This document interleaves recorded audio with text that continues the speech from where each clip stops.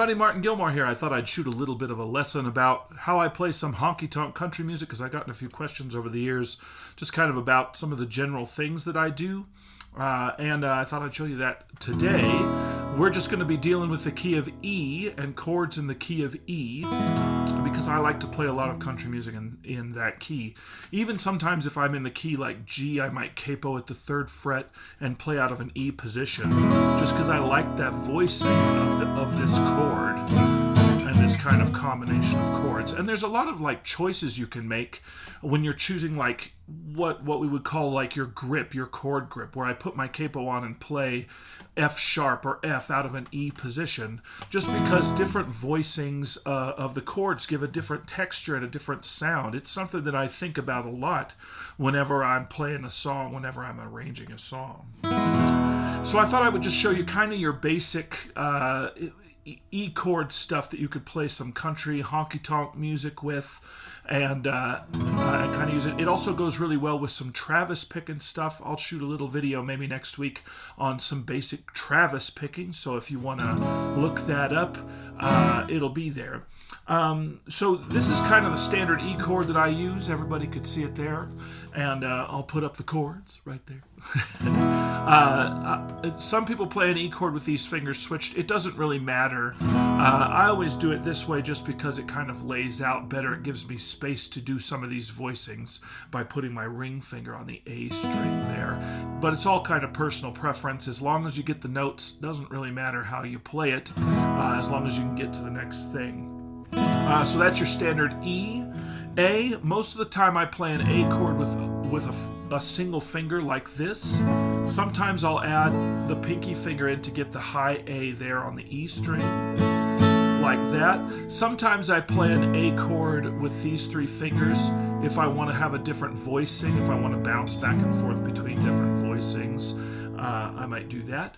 And then B7. I almost never play a bar chord B. I could if I had to, but I usually play just a B7 and alternating the bass here. So 2nd fret of the A string to 2nd fret of the E string, B note to F sharp note, and then to E. That's your standard 1-4-5. 1, 4 is A, 5 is B, back to E. You can go a long ways with just those 3 chords, and it's a good idea to practice them a lot. Some other chords that you might use are like an A7. Sometimes that voicing is important, and you could play an A7 open here, but sometimes it's nice to have kind of a closed position. A7, so I kind of do this like swing chord. You can see how my hand is positioned there, and there's the chord. A7. And then for the minor, you know, the standard 6 minor in E is a C sharp minor, which is way up here. So I'll play that just out of a bar chord position to get the C sharp minor. Those are kind of your basic chords. Now sometimes I'll dress those chords up to get different voicings. A lot of times, like when you're playing honky-tonk or country music, you're sustaining this E chord a lot, and so there are kind of ways that you can add a voicing to it. Sometimes I'll like play an E minor chord and then hammer on my 1st finger like that. So you might practice that. Sometimes I'll add the 6 to it. An E6 is a pretty useful chord. You just add your pinky finger at the 2nd fret of the B string, that adds your 6, your C sharp note. And you could bounce back and forth between those, like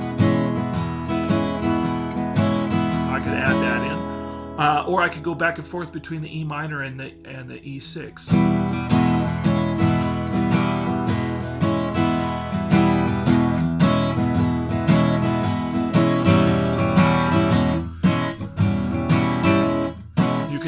You can pick up that 1st finger and make it an E minor 6. Just experiment kind of with moving those fingers around and see what you can create. Kind of fun. Gives you a cool texture.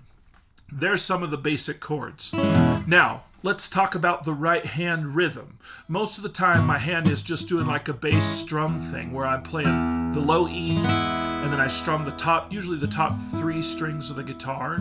Top meaning the high 3. Like that. So bass, strum, yeah, bass, strum, bass, strum. That's essentially what my right hand is doing. Sometimes I'll kind of add an upstroke in there, so in between the bass and the strum, bass, up, down, up, bass. If you've seen my bluegrass guitar video, that'll be a familiar strum to you. And I usually keep it pretty solid, but kind of sometimes swing it a little bit. That's kind of your basic strumming pattern. So get used to playing that until you can carry on a conversation, read the newspaper, whatever, that you don't have to be thinking about what your right hand is doing, because there's a lot of other stuff to be thinking about than just strumming the guitar. All right, that's your basic thing. Now, there's a couple of like techniques that I use in order to get different sounds out of the guitar. One of the most common ones is what I would call a left hand mute, which is where I bounce this hand to get a rhythmic sound, or a different rhythm, where this hand might just be going like this. If I make that chord shape and I kind of press the strings down and then release the strings, I can get different rhythms out of it. And it shortens those notes, so it gives it more of a bounce, right? Does everybody see that?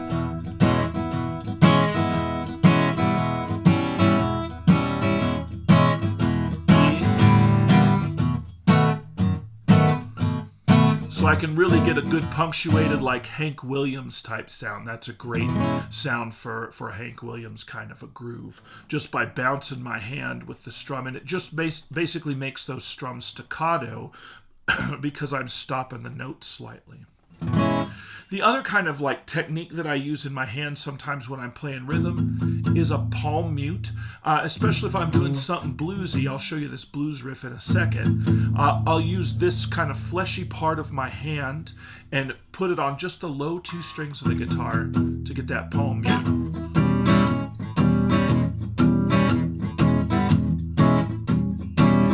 Sometimes I just use it for this kind of honky-tonk groove. And I can combine it with the left-hand mute. So there's kind of a lot of playing that you can do with those two things. It's worth practicing just that bounce thing with your left hand. And I notice I'm not taking my fingers off the strings. I'm just stop pressing down. I just lift them off the fingerboard, but leave them on the strings because I want the strings to be muted, and then I press it down.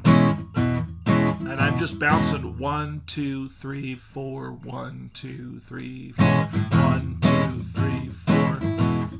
Using it to kind of shorten all those notes. If I add that palm mute in, it gives it a cool bluesy sound too. And most of the time with the palm mute, I just mute like the low strings on the guitar. The top strings I'll leave open just to have kind of a difference in the sound. A lot of playing rhythm is kind of discovering what different sounds you can find out of the guitar and how to combine them. The next thing that I kind of use are some bass lines before we get into any specific riffs. It's a good idea to kind of practice some bass lines moving between the 1, the 4 and the 5, the 1 and the 5, etc. Because, especially if you're a singer, it's a great way of just telling everybody what chord is coming next. Like, hey, everybody, there's a chord change coming. I'm singing, I can't tell you, so I just play a bass line. So from E, if you want to go up to A, your bass notes are going to be on this low E string. E, F sharp, G sharp, A. That's your bass line.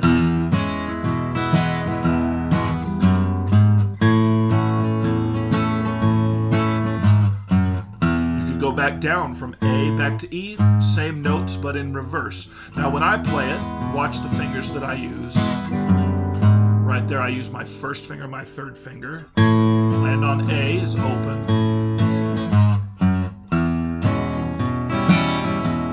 Up to B, I go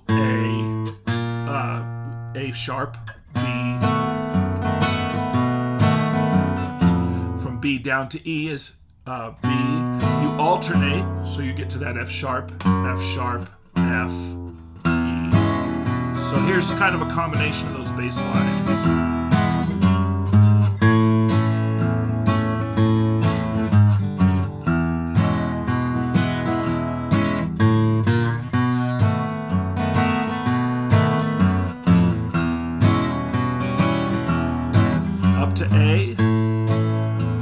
A up to B, you're just going to play your B flat or your A sharp note to B, back to A. Again, it doesn't really matter what fingers you use to play those notes as long as you can get to what you need to get to. There are reasons that maybe I would use 1 and 3, or maybe do 3 and then slide back down to that. There are reasons that I might choose to use different fingerings. As long as you can get to the next thing, it's okay. The reasons that you might have differences in technique is just the speed of the change or something like that. So those are things to kind of pay attention to.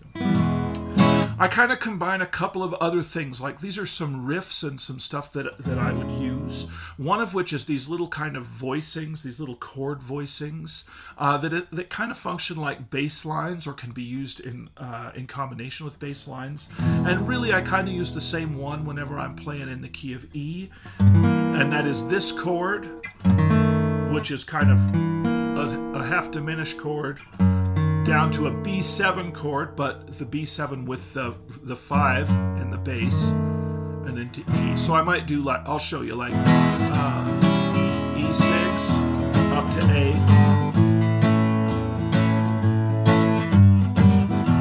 E, here's B,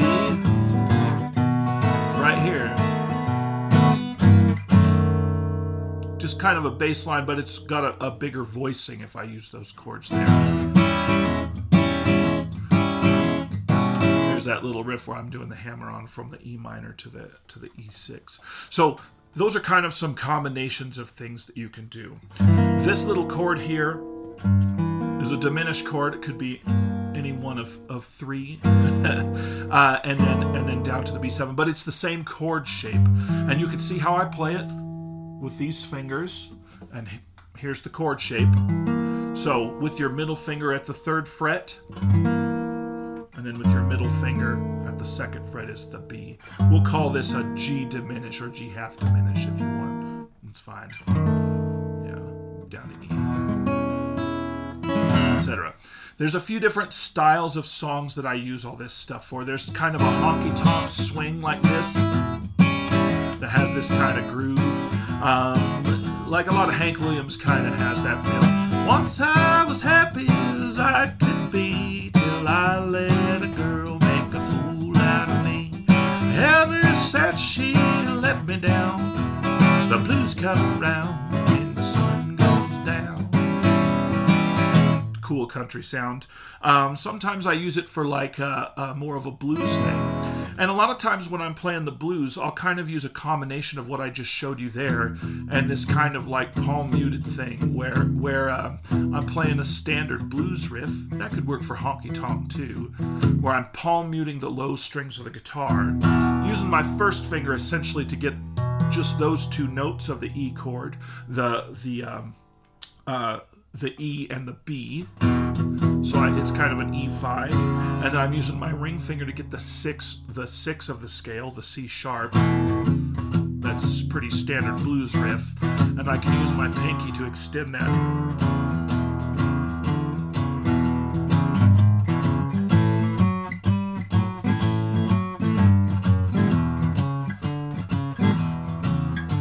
Etc. B7. Here's that. The chords, right?